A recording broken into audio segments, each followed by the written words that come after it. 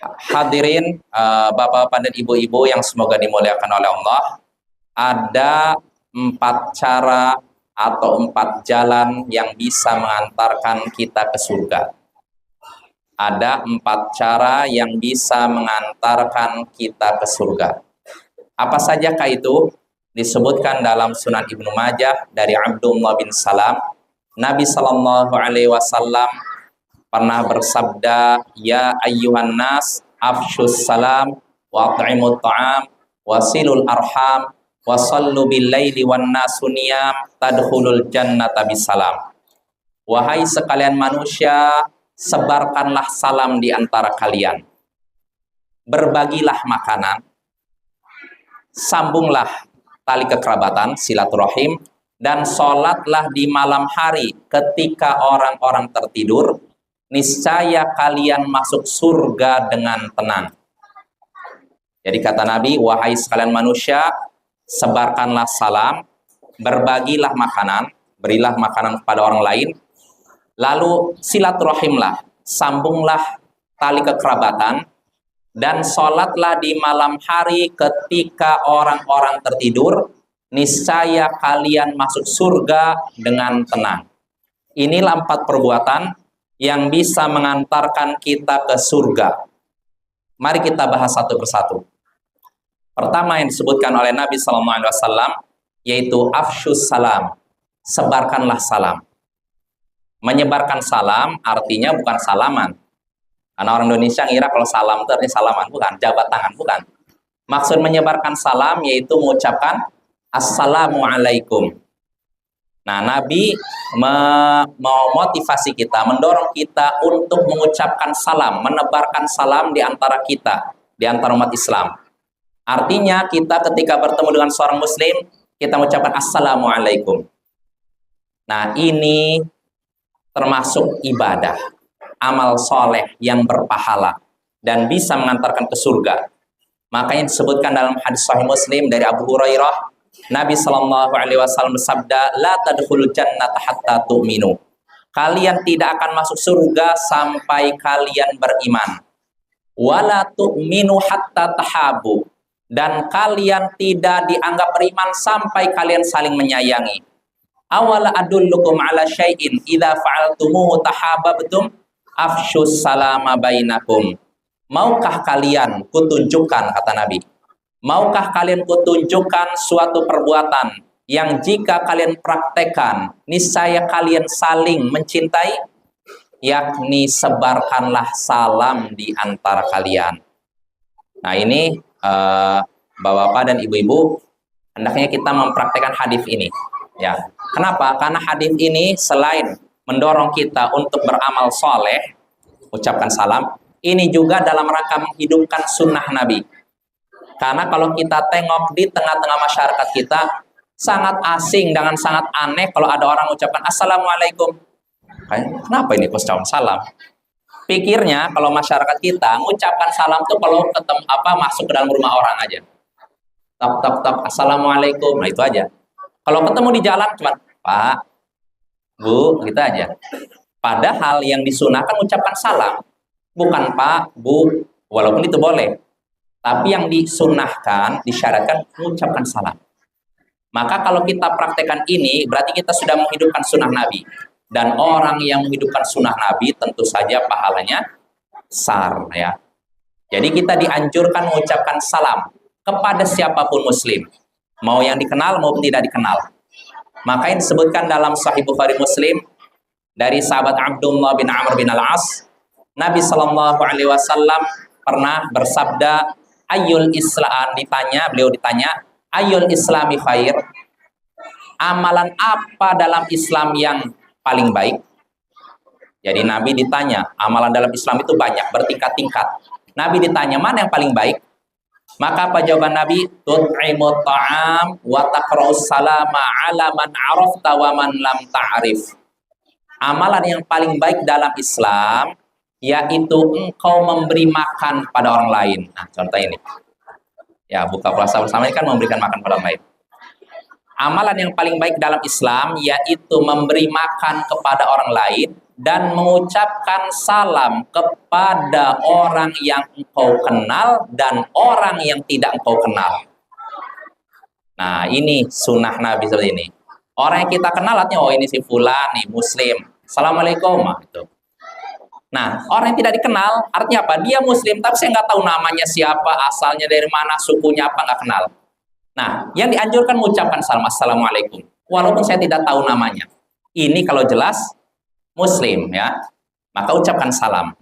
Nah, ini termasuk sebaik-baik amalan dalam Islam, makanya wajar kalau bisa mengantarkan ke surga ya. Ini amalan pertama yang bisa mengantarkan ke surga. Lalu kedua yang kata Nabi, wa at'imut ta'am, dan berbagilah makanan, berilah makanan. Berbagi makanan atau memberi makanan kepada orang lain, ini termasuk amal soleh ya, yang bisa mengantarkan kita ke surga.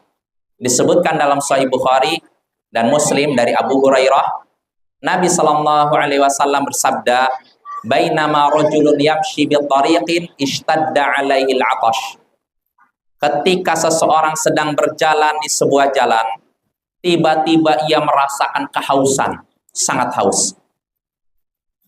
Nah, fawajada bi'ron. Ketika dia sudah merasa haus, ternyata dia menemukan sumur. Tapi sumurnya tidak ada timbanya. Berarti harus apa? Turun ya, fanazala. Akhirnya dia pun turun, fasyarib. Tsumma kharaja. Setelah itu, setelah dia minum, dia keluar lagi, manjat lagi. Fa idza kalbun yalhathu ya'kulu thara minal 'atash. Ketika orang ini sudah manjat dari sumur, sudah minum air, lalu naik. Ketika sudah di atas, dia dapati di depan matanya ada anjing sedang menjilat-jilat tanah karena haus. Anjing ini kehausan. Faqala rajul, maka orang ini pun berkata, ini yang Nabi yang memberitahukan. Orang ini berkata, laqad balagha hadzal kalba minal 'atash mithlul ladzi kana qad balagha minni.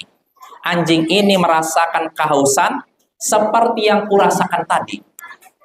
Artinya orang ini tadi kan sangat haus, sampai akhirnya dia bisa minum, lalu dia pun lega. Nah, anjing ini nggak bisa minum. Akhirnya apa? Dia tidak berpikir panjang, fanazalal bi'ro. Dia langsung turun lagi ke sumur. Tapi kali ini famala khuffahumaan. Dia copot sepatunya, lalu dia isi dengan air, tsumma amsakahu bifi.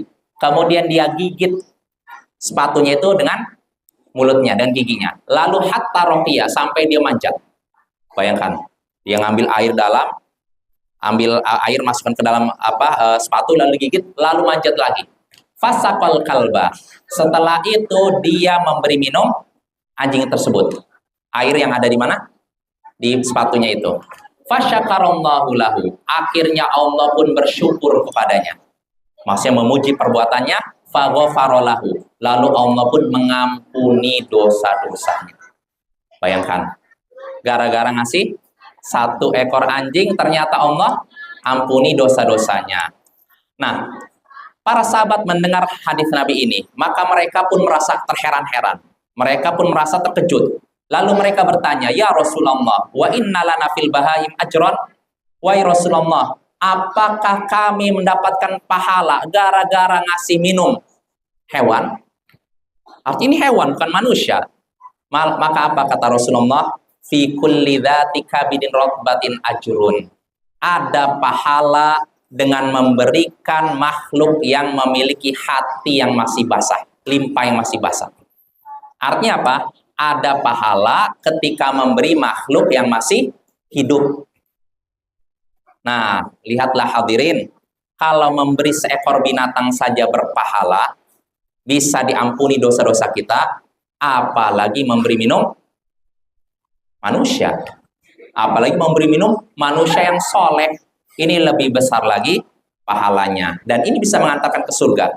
Karena dalam riwayat Bukhari disebutkan, Allah bersyukur, memuji perbuatannya, mengampuninya, fa'adkhalahul jannah, lalu memasukkannya ke surga. Nah, ini menunjukkan keutamaan apa? Memberi makan kepada sesama manusia ya. Nggak bukan muslim aja, sama manusia. Itu yang kedua. Lalu amalan berikutnya yang bisa mengantarkan ke surga, yaitu kata Nabi, wasilul arham. silaturahmilah. Sambunglah tali kekerabatan. Silaturahmi itu artinya kita menyambung tali atau hubungan dengan orang yang memiliki hubungan darah. Ya, mungkin kita tahu lah, paman, bibi, sepupu, nenek, kakek, anak-anaknya. Ini namanya silaturahim ya. Adapun yang tidak punya hubungan darah tidak dikatakan silaturahim. Nah, di sini Nabi memotivasi kita untuk silaturahim. Dan itu bisa mengantarkan ke surga. Bahkan, jangankan ke surga, di dunia saja kita bisa merasakan manfaat dari silaturahim. Karena Nabi SAW bersabda dalam hadis Sahih Bukhari dari Abu Hurairah, Nabi SAW bersabda, "Man ahabba an yubsata lahu fi rizqi wa yunsalahu fi athari falyasil rahimah." Siapa yang ingin dilapangkan rezekinya dan dipanjangkan umurnya, maka hendaknya ia silaturahim. Nah, ini Bapak, jadi kalau kita rezeki kita selama ini sempit, terasa tidak lapang, lalu hidup kita serasa susah, mungkin kita tidak silaturahim. Mungkin selama ini kita memutus silaturahim, maka Allah pun putus rezekinya. Karena itu, di antara sebab dilapangkan rezeki kita yaitu silaturahim. Nah, itu yang ketiga. Lalu yang keempat terakhir, amalan yang bisa mengantarkan ke surga yaitu wasallu billaili wan nasu niyam. Salatlah di malam hari ketika orang-orang tertidur. Maksudnya salat apa? Salat malam. Mau namanya tahajud, witir, dan semacamnya. Termasuk salat tarawih ya. Nah, ini bisa mengantarkan kita ke surga. Sebab disebutkan dalam Sahih Muslim dari Abu Hurairah, Nabi SAW bersabda, wa afdalus salati ba'da salatil faridah salatul lail. Wa afdalus salati ba'dal faridah salatul lail. Sebaik-baik salat setelah salat yang wajib yaitu salat malam. Salat malam artinya salat apapun yang dikerjakan di malam hari. Mau salatnya namanya tahajud kah, tarawih, witir, ini semua disebut salat malam. Siapa yang melakukan salat-salat ini, berarti dia sudah melakukan sebaik-baik salat setelah salat wajib. Makanya wajarlah kalau pelakunya bisa masuk surga. Nah, itu mungkin beberapa faidah yang bisa kita petik dari hadis tadi. Intinya bahwa Pak, ada 4 amalan yang bisa mengantarkan kepada surga. Hendaknya kita mempraktekannya semampu kita. Pertama apa? Nyebarkan salam, baik kepada muslim yang kita kenal maupun tidak kita kenal. Lalu kedua, berbagi makanan. Makin banyak kita berbagi makanan, makin banyak pahala kita, makin besar peluang kita masuk surga. Lalu ketiga, silaturahim, menyambung hubungan dengan orang yang memiliki hubungan darah dengan kita. Lalu terakhir, sholat malam. Ya, siapa yang melakukan 4 ini, maka kata Nabi, tadkhulul jannata bisalam, niscaya masuk surga dengan tenang dan tentram. Ya, mungkin itu saja dari saya. Kurang lebihnya mohon maaf. Wassallallahu ala nabiyyina Muhammadin wa ala alihi wa sahbihi ajma'in. Wa akhiru da'wana anil hamdulillahi rabbil alamin.